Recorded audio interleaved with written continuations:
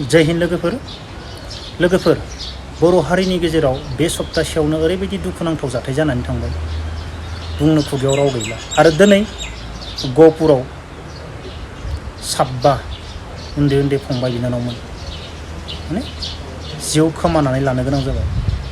आं बेखौनो बुंगोन गहपुराव जानाय जाथाय उन्दै फंबाय बिनानावमोन जाहाथे फंबाय बिनानावमोननि जिउमाया आलो गोजोनै बा सान्थियै जायगा मोनहैयो। आङो भगबाननो बेखौनो आरज खालामगोन। लोगोफोर आरो बारहुंखाजों जोंनि तामुलपुराव दाखालिबावै मैया ओरैबायदि दुखुनांथाव जाथाय जायनि फिसाया मा होनदो माने जेबो न'खरनि उदिस लाया, जुमाय सेरेब लोंनानै जेबो उदिसखौनो लाया। बेनिफ्राय मा बिमाया अनथावथावनो मायबा मायबि खामानि मावनानै न'खरखौ सालायोमोन। दिनै बारहुंखानि गेजेरजों न' होसिननानै थैनानै थांनो गोनां जाहैबाय। ओरैबायदि दुखु मोनदो लोगोफोर मा होनना बुंबावनो। जोंनि बर' हारिनि गेजेराव ओरैबायदि माने सप्तासेयावनो दिनै बेसेबांसो मानसि थैखो।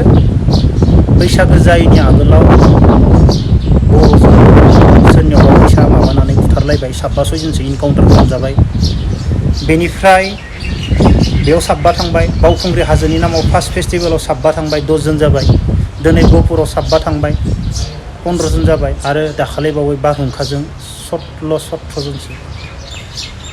ओरैबायदि दुखुनांथाव बर' हारिनि गेजेराव माने सप्तासेनि गेजेराव 17 जन मानसिया, बेनि बाराबो खोमा आं मिथिस्लाबला, खमसे खम 16-17 जन मानसिया जिउ खोमानांगौ जाबाय माने सप्तासेनि गेजेराव। गासैनिबो जिउमाया गोजौआव थांनानै माने आलो गोजोनै सान्थि मोनहैथो आं बेखौनो भगबाननिसिम आरज खालामो।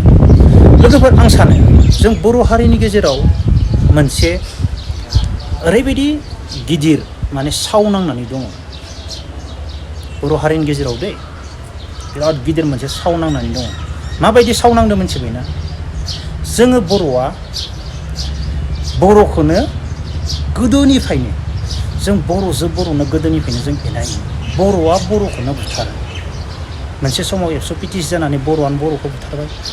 बेनिफ्राय एनडिएफबि बेल्टि जाबाय। बेनिफ्राय बर'आनो बर'खौ बुथारबाय। बेनि गेजेराव सोरबा आरो डकाइति ग्रुप, सोरबा डकाइट खालामनानै फैसा दाबि खालामनानै मोजां मानसिखौ बुथारबाय। आरो मोनसे समाव मा हारिनि थाखाय मोजां बाथ्रा बुंनो ओंखारबोयोमोन, सोरबा बिएलटिआ गावबाय, सोरबा एनडिएफबिआ गावबाय। माने गोदोनिफ्रायनो जोङो बर' हारिया बर'खौनो बर' बुथारलायगासिनो, बर'जों बर'। गुबुन हारिखौथ' बेसेबां रावबो बुथारफेराखै खोमा, जों बर'जों बर' जासेबां बुथारलायदों। बेनिखायनो आं सानो आरोना जों बर' हारिनि गेजेराव मोनसे ओरैबायदि गोदोर साव नांनानै दोङो माने जायफोर बर'जों बर'सो बुथारलायदों नालाय। आंनिब्ला जायफोरा बर'जों बर'नो बुथारजागासिनो दङ माने बर'जों बर' बुथारलायनाय नालाय, जायफोरा थैनानै थांदो बिसोरो मा बर'खौ गोबां माने साव होदो।